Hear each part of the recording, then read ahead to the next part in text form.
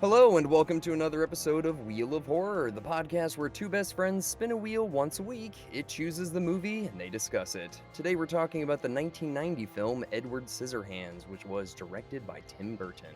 I am your co-host, Alec. I'm Eric, and with us is a very spooky guest, Joe Testa. Welcome back to the show.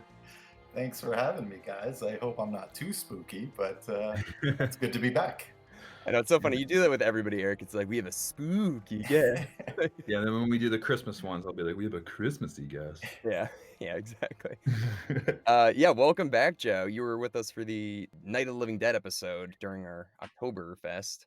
Mm-hmm.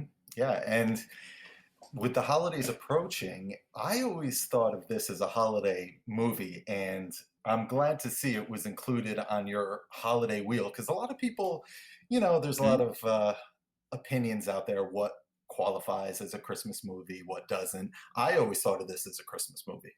Yeah, absolutely. It's on Freeform, you go on Freeform, you'll see it on there, man.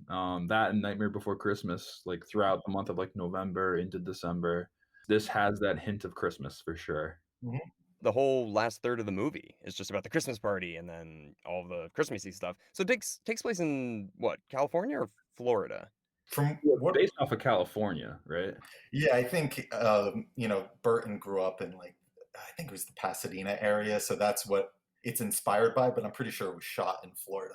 Okay, yeah, because it definitely had like that climate feel to it, like the warm climate. But yeah, it definitely has that Christmas vibe, especially at the end. But Joe, was this something that you loved as like a kid? Are you a huge Tim Burton fan? Like what got you into this one?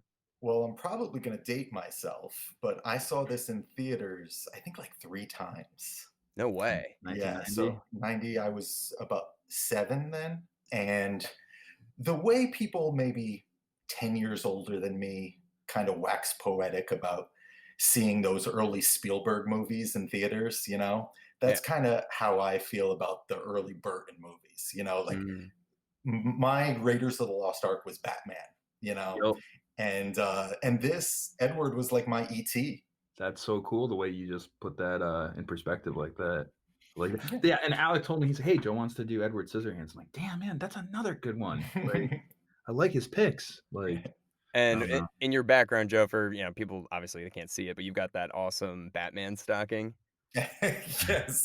Yes, I'm glad you noticed that. Yeah, this is like peak Tim Burton years when you got just Beetlejuice and obviously Batman and then Pee-wee and then this and what do Batman right after this again? Batman Returns?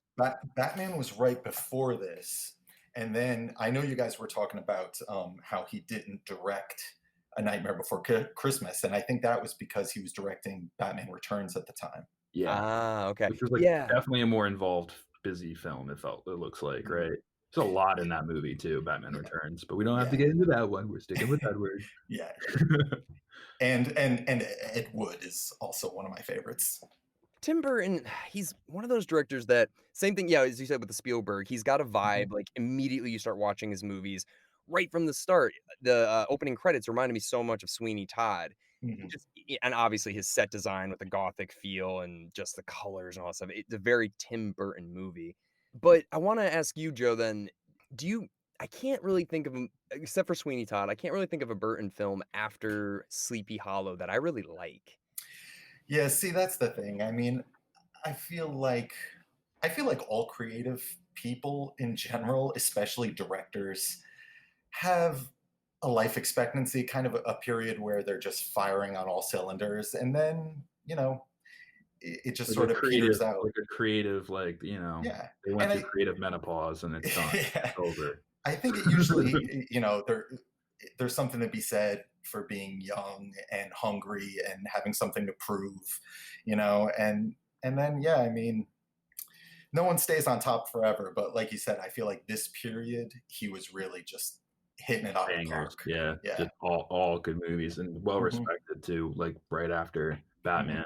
Yeah. So original. It's just so it's like a Frankenstein, but such an updated, modern, weird commercial take on it. I love it. I love this movie. It's a teenage Frankenstein. That's why it's cool. It's like teenagers in high school, and it's kind of got like a youth to it.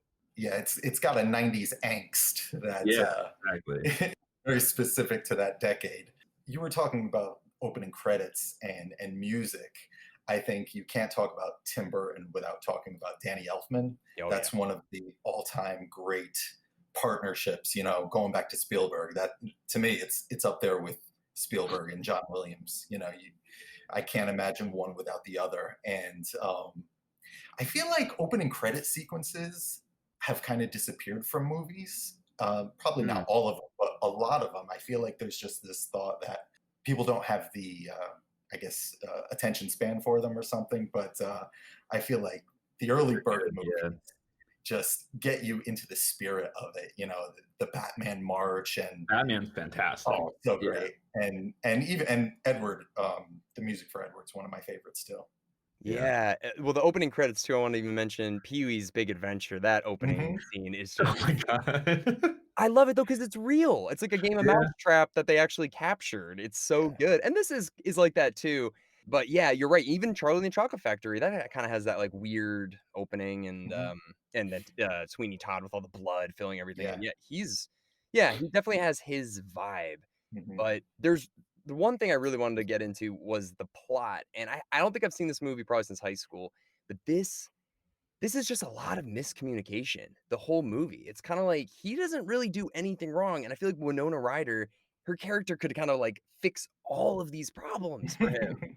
Like, I'm Yeah. watching it, I'm like, all she has to do is sit down and be like, "Alright, mom, dad, listen, we have to have a real talk right now. It wasn't Edward's fault," sort of thing. Yeah, it kinda goes from, like, Frankenstein to, like, Lenny from Mice and Men, where it's like Mm. she becomes the other character, and like, he doesn't know his own strength. He doesn't know he's cutting people up and stuff, and Right. so it's Frankenstein more than that, but it's Hunchback of Notre, it's a lot of movies all in one, I think. Yeah, Yeah. if you asked me going into this movie when I was like 7 years old, if you asked me what my favorite movie of all time was, I would have said King Kong. And I see a lot of King Kong in this movie, the original King Kong. Oh, yeah. It's still one of my favorites. And if you think about that movie, you know, it's this creature that gets brought to another land that he doesn't belong and falls in love with a blonde girl and Way shit more goes aggressive, down. way more Yeah, aggressive. totally. But yeah, I think that's one of the many things that appeal to me about this movie is it's like a love letter to monster movies in a lot of ways. Well, Yeah. correct me if I'm wrong, but is there a scene in King Kong where Kong sees the blonde woman go with, like, a human man and then freaks out? There is a similar scene, yes, Okay. where some photographers are taking pictures of her and they're being a little rough, and Kong has enough of that. Yeah, and then they also, framed King Kong, for B&E and, armed a robbery.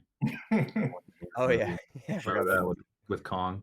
yeah. That was in one of the deleted scenes, I think. Gotta bring it back for 1 second because you mentioned Danny Elfman deserves so much kudos.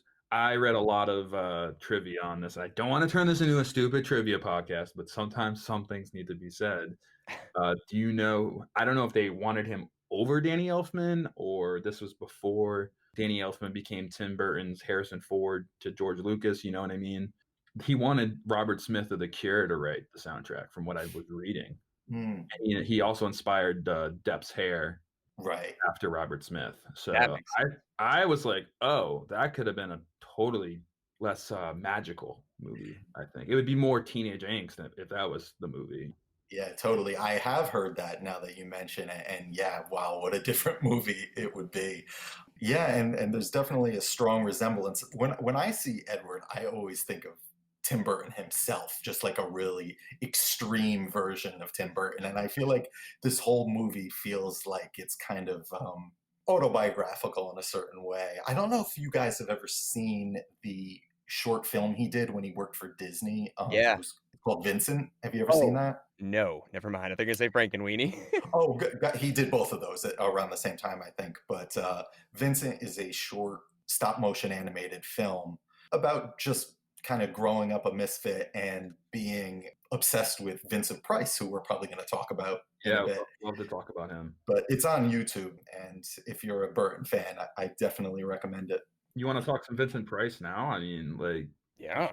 this was his swan song. This was his finale movie. He was very sick filming it. That's why he doesn't have a big role. I'm sure if he was healthier, he'd be in it a lot more. Huge horror icon. one of the last to be with like alive that worked with Boris Karloff, stuff like that, so Yeah, yeah. I probably didn't know who he was when I first saw this movie, but I come from a movie-loving family. I'm sure my mom told me who he was, and she grew up watching monster movies with my uncle. I'm sure they told me all about him. And not too long after this, I started catching up on some of his catalog. And I remember Tim Burton hosted an episode of, do you guys remember TNT Monster Vision? They would just play monster movies yeah. and there'd be a host. Yeah, Tim Burton hosted a screening of House of Wax, which is my favorite Yeah. Vincent Price movie. Yeah, he was always spoofed in, like, The Simpsons, and, like, Saturday Night Live spoofed him a lot, so I think Mhm. that's kinda how I figured out who he was, and then I always actually thought in Fright Night, the Peter Vincent, I Mhm. always thought that was actually Vincent Price when I was a kid. I was like, "Oh, okay, like, okay, that's who he is." He's also known for The Fly. He's like one of the main people in The Fly. Mhm. That's his other big, like more newer movie, I guess. He looked old in this Yeah, he was movie. fighting, I think, emphysema or some other things too. He was really not well filming this movie. And I'm sure it was a dream come true for Burton. Once you watch the Vincent short film, you can really see that he idolized the guy.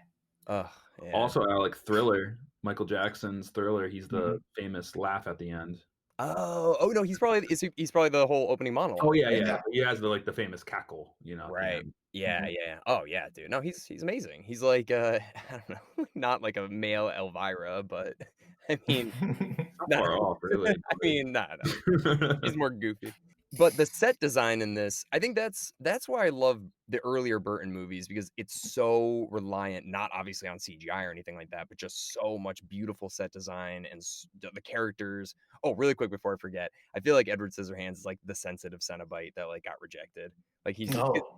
because doesn't he look like a Cenobite kinda? Yeah, that's I've never heard that before, but that's a good point. Yeah, I always thought maybe my initial attraction to him was the Freddy Krueger hands because Mm. I was probably Freddy Krueger for Halloween, the Halloween before this came out. I was the Freddy Krueger for Halloween.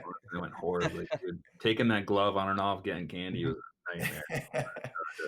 But yeah, Edward would be right at home next to Pinhead. That's a good call, Alec. Yeah, I love the costume or whatever. It looks like leathery, like a Cenobite. But yeah, the set design, like the castle was so good on the inside. And that staircase that she walks up right in the beginning, that Yeah. stone, I was really trying to look. I was like, man, I wonder if it shakes because it's not made out of anything like solid. But I'm like, no, that looks like solid stone. And she's running up it, just blown away by the set in this movie. This is probably the first example of a movie where going in, I knew the guy who made it made other movies that I like. Mm, I'm sure in the trailers it said from the director of Batman. yeah.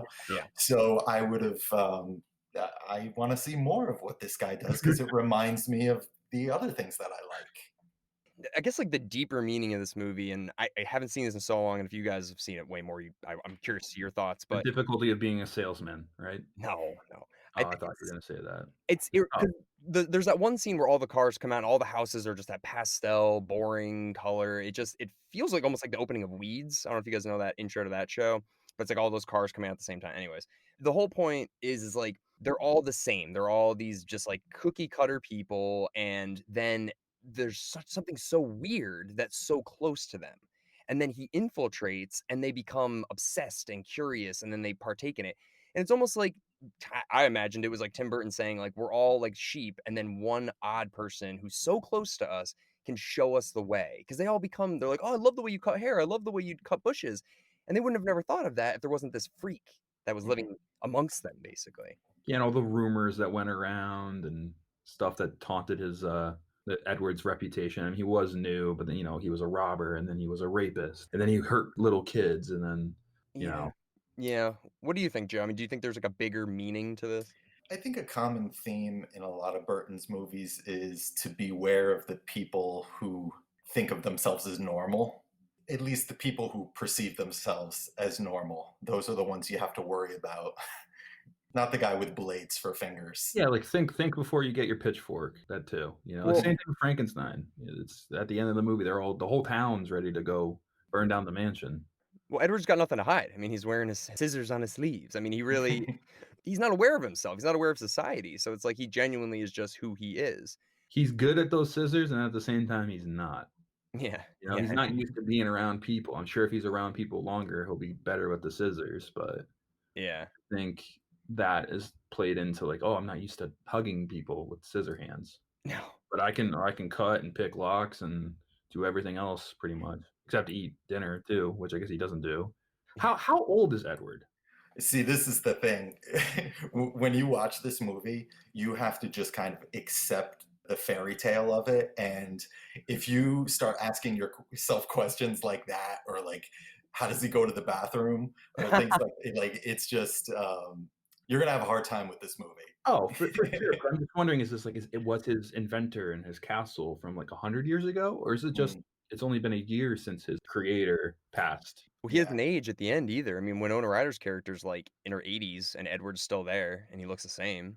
Yeah, that was my one question. Like I love this movie. I'm just like, I wonder how long it's been since the inventor died. It has he because he doesn't age. So it could have been hundreds of years. It doesn't answer that. I don't know. But the machinery is like it's got to be kind of recent, maybe. I feel like it's 100 years ago. Well, he's teaching him like etiquette, like tea etiquette and stuff that feels like, I don't Older. know, like 1800s almost or Yes, like, yes. yeah. Huh. I Yeah. also like that he wasn't like completely built from scratch. You know, it shows that scene of Edward cutting the lettuce, and then it cuts to like a robot on an assembly line doing that, Mhm. and then oh, it's like that's Edward, that assembly line robot, and he's having memories of cutting the lettuce. You know, and it's like that's kind of cool. Yeah. It's almost like it takes place in two different worlds. Like there's the castle world, which is this Vincent Price, Edgar Allan Poe movie, and then there's the town, which is probably the 60s California that Burton remembers from his childhood. I was wondering at first, I'm like, does this take place in the 60s? But it just Mhm. has that vibe to it. I don't know. I wondered if he was making some sort of something about commercialism. I feel like, I don't know, just watching everybody not be really happy, it feels like, but having everything. Yeah, I think that's another another running gag in Tim Burton's movies where if you guys have seen Batman Returns, and not to go off on too much of a tangent, but the real villain of that movie is the department store owner. And I think Tim Burton does like to take jabs at commercialism, especially with his Christmas movies. So is the real villain in this movie like Avon Beauty Products? I think it's just being kind of close-minded and ignorant. I think the part that really hits me is the old man when he tells Edward during a barbecue scene not to ever let anyone tell him that he's got a handicap. And then later in the movie, he Mhm. says to Kim's brother, did they find him yet? That cripple? And it's like, oof, it's Yeah, just. yeah. I think I think Tim Burton doesn't like two faces. I think he just likes people who they are, and they're not ashamed of it. Mm. Yeah, yeah, no, totally. I didn't catch it. Was that the same person who said that, or Yeah. hmm, yeah, Yeah. definitely an older generation man, it felt like, but, Mhm. uh, Anthony Michael Hall's character was a real piece of shit too, and he was younger. yeah, I like how he's like he went from, like, the nerdy Breakfast Club guy to, like, the jock bully in between movies. It's like, well, that's pretty good transition there. Yeah, it was pretty convincing. Yeah. It really was. The drunk at the end, like, I loved it. I hated him, but I was like, "That's good. Yeah. That's good that I hate him. He did a good job." It's strange to see, even though I've seen this movie so many times, and I wouldn't change much about it, but seeing Winona Ryder play the blonde cheerleader is definitely an interesting choice. Because she Yeah. was apparently not that in her high school. She was I could that I've imagine. read. Yeah. She was Mhm. bullied big time. Yeah. Yeah, yeah, she seems more like appropriate for Heathers. That kinda seemed like her. Yeah, and I feel like you could almost imagine like this character would be a Lydia type from Beetlejuice Yeah. if she thought maybe she'd be accepted, but in this town you just want to do what's accepted so people don't talk behind your back. Yeah, no, I really feel like this whole movie is just kind of like a criticism on Keeping Up with the Joneses, and then Mhm. I don't know, I feel like if you were to show this to, like, a kid maybe who did have a physical disability and he watched this movie, it would just be like, "Just be yourself," sort of thing, and you're special, and what you do is special for you, sort of thing, and I don't know. I think it has like a good message. I like this movie. Really, it's got so much heart, and even the clippings in the beginning that Edward has, where it's like blind boy learns to read by using his hands. I was like, God Yeah, damn it's it! almost adapting to disabilities, Yeah, so there's a little bit of that as well. And I'm sure it wasn't easy for Tim Burton growing up in sunny California. I mean, if no, you've know anything about the guy, I mean, he's just so hyper creative, and I have a couple of his art books. I mean, the guy's just brilliant in his own way. I'm sure not everyone encourages that sort of thing in a kid. yeah, yeah, and he's every one of his movies, especially the earlier ones, they're just so unique, but like Mhm, also very you can just connect with them so easily. I don't know, mhm. and I think the music does have a lot to do with it, and then obviously his set design and I don't know the emotion that he gets out of actors. Johnny Depp too. It's so weird. I feel like God, Johnny Depp could have been such a different human if he didn't do Pirates of the Caribbean. I feel like I don't know. It's so weird to see him now compared to like up until then. I like that Tim Burton didn't do a sequel. Mm. He could have. That's true. When I was watching this for this recording, and like I said, I've seen this movie so many times, I was trying to watch it with fresh eyes. And I was just imagining what the pitch must have been like for this movie. Oh my God. I mean, it's just so out there. And especially in this day and age where you can't even get anything made unless it's based on some kind of profitable intellectual property. Oh I yeah. mean, pitching this strange horror fairy tale. I mean, I think the real kicker is when you drop that the leading man has scissors for hands. I mean, like, what? Yeah, I mean, I think it was honestly, it's just because of the success of Batman, it had to be. It had to Yeah. be, because Mhm. that it's just like, if you were to pitch this, be like, "Listen, he made, Pee-wee, and, that was fun, and now he wants to do the Mhm. Scissor movie." I'd be like, "Okay." But oh, Beetlejuice. Beetlejuice was really popular too, Yeah. so that was probably yeah, it's like, "Hey, look what I can do another weird movie like Beetlejuice, but hey, I can also make you a big, blockbuster movie too, so kinda let me do my thing." Yeah, and he's like, I got two people coming in too. I got Vincent Price and I have Johnny Depp. Well, Johnny Depp Uh, wasn't a big deal, I don't feel he like was then. he was a heartthrob back then because of 21 Jump Street, I think. Ye He was a known person at that time. That's true. I don't think that would have worked in his favor, though, especially back then. I feel like TV actors were really looked down upon. It's so much different today, but I would imagine he wasn't a big selling point to the suits. Yeah, I feel like Right. Winona Ryder probably would have been a little bit more of an Yeah, appeal, and then the mom too, Diane is it Wiest? yeah, She's in The Lost Boys, I was like, "Where is this yes. woman from?" I was going crazy. Yeah, I loved her. I loved her character in this. I heard Gina Davis was offered the role, but she was busy doing something. Another Beetlejuice veteran. Yeah, He yeah, likes to keep his little company. for Yeah, sure. there were 2 scenes that I laughed out loud at. The lemonade scene where he drinks, I love that, and then he throws up later, I was like, "This is amazing." Alan His eyes are Arkin, just bloodshot, like, oh as my soon as he god. sips up from the straw, like, oh. Yeah, dude, Alan Arkin's character really he had me just laughing the whole time. He reminded me of like a just a Brooklyn guy. But, Yeah. Mine's the Well, waterbed scene. I love the yes. waterbed scene. oh, yeah. Oh my god, and it explodes when she screams. That was so good. Also, when, like, Winona Ryder comes home for that first time and sees him in the bed, and, like, his reaction is like, "Alright, I" and Edward has no idea what to do. She's changing in front of him even. He's like, what's going through Edward's mind at that moment is just like, "I'm in so much trouble," like, as soon as she sees me in every way. I like that scene so much. Yeah, that's hilarious. Yeah, and also, like, when he pops the bed in the beginning, it's like, that would have destroyed Yeah, the your waterbed's house. done. That's That done. would have destroyed I loved it. Yeah, it would've, yeah. It would've water everywhere. And then the lady who was smoking, like, I mean, she's not really cool at the end when she, she accuses him of rape, but, yeah, that desperate housewife kind of stereotype To look at her character. action with, like, the plumbers and everyone, it's like, geez, that's a real stereotype right there. And she really seems to fetishize his scissors. Like that seems like it's an extra bonus for her, you know? Oh, I don't yeah. know.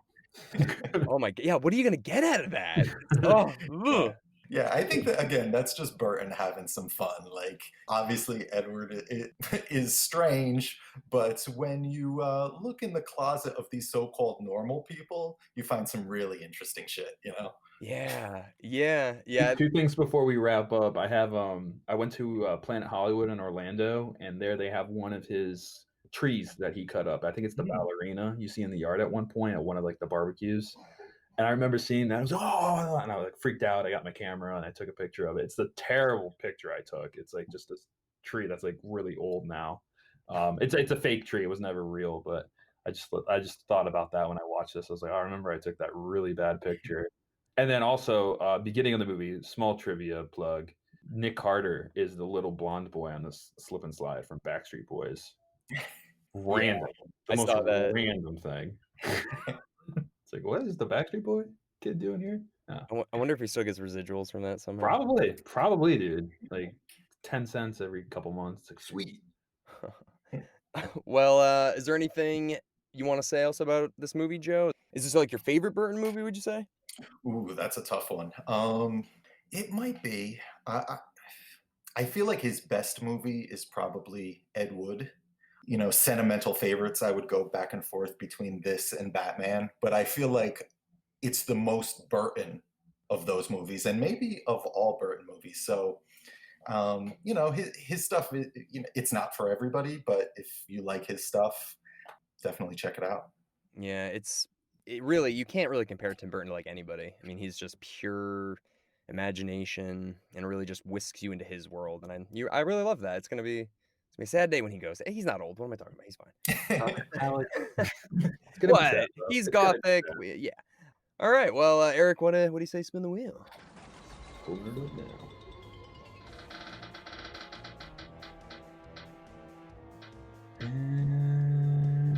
Ooh, Ghostbusters. Nice. Who are you going to call? Zach Simpson, because he's our guest. Yeah. Well, Joe, thank you so much, man. It's always a pleasure to have you on. So knowledgeable and passionate about these movies. So. Thanks for having me, guys. Anytime, and have a great holiday season if I don't talk to you. For sure. Thanks, Joe. Yeah, man. Thank you. And we will see everybody next week for Ghostbusters.